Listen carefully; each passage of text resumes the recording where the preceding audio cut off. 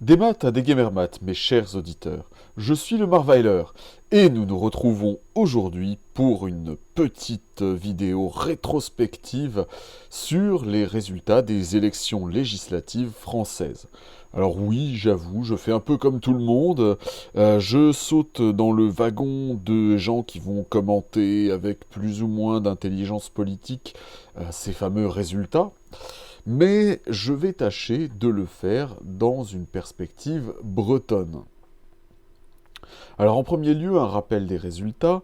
Comme vous le savez normalement, les résultats sont au final assez homogènes pour chacun des trois blocs qui ont été constitués lors de ces élections, puisqu'ils ont tous à peu près, à une dizaine de sièges près, 150 sièges au Parlement des Français.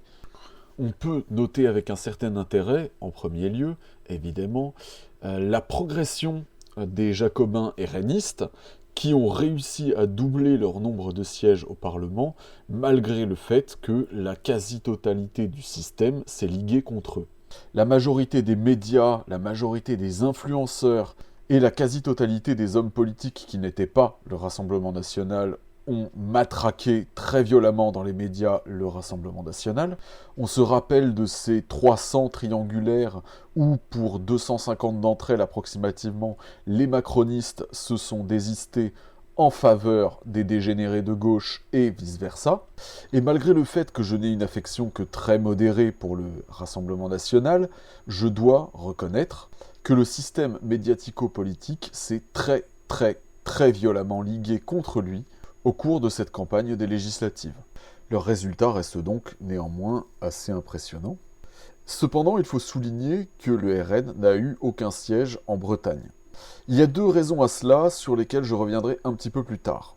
De l'autre côté, les décadents gauchistes et les hordes halogènes ont célébré de manière immodérée une victoire qui n'en est pas une. En effet, même en regroupant les socialistes avec la racaille de gauche Antifa et tous ces partis de divers gauches qui vont faire éclater ce fameux Front populaire une fois les élections passées, eh bien au final, tous ces gens pris ensemble ont fait à peine autant de sièges que le Rassemblement national, et cela uniquement grâce au fonctionnement du scrutin uninominal à deux tours, qui a permis aux macronistes de s'allier à l'extrême gauche, et à l'extrême gauche de s'allier au macronisme d'une manière qui n'a absolument aucun sens.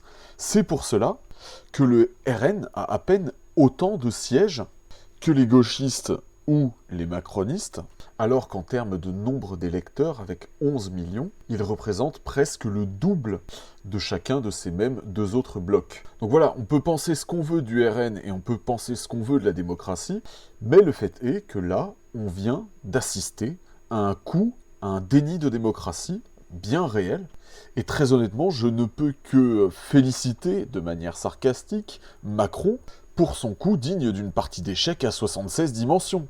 Car enfin, sans ces alliances contre nature, on le sait tous, ils le savent, la gauche et les macronistes auraient été écrasés à plat de couture. Ce constat étant fait, avec quoi est-ce que nous nous retrouvons?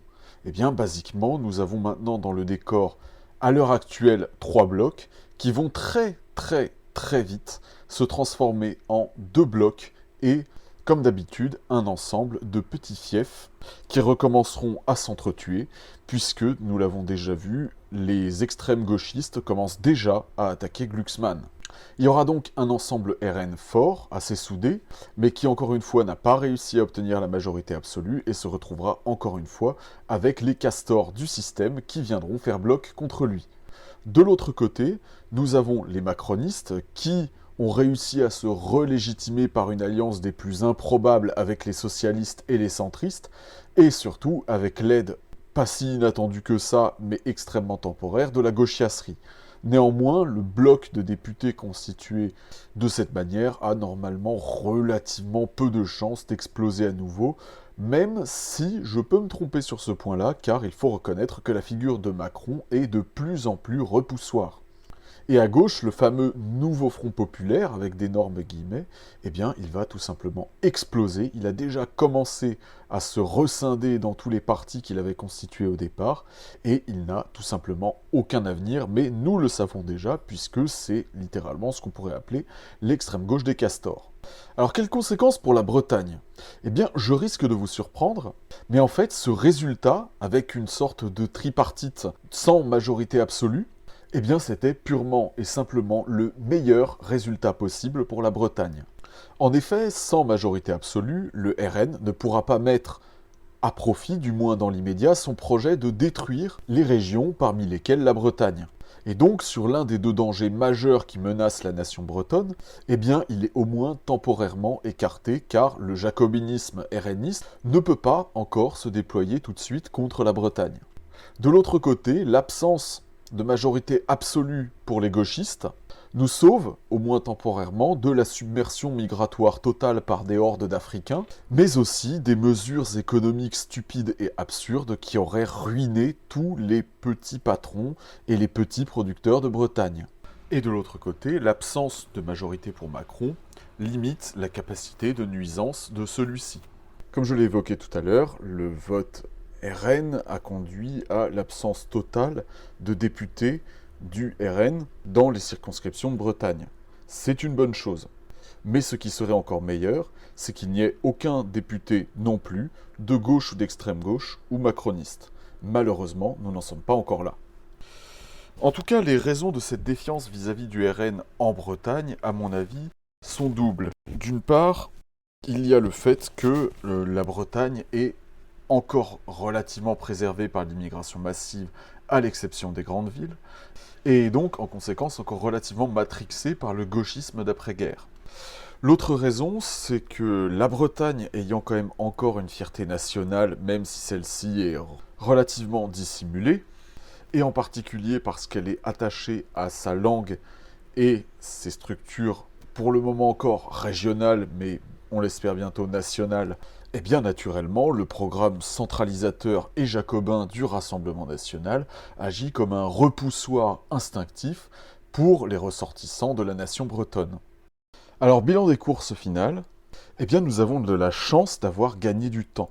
Et ce temps, il faut l'exploiter pour la Bretagne, pour notre nation, pour sa libération.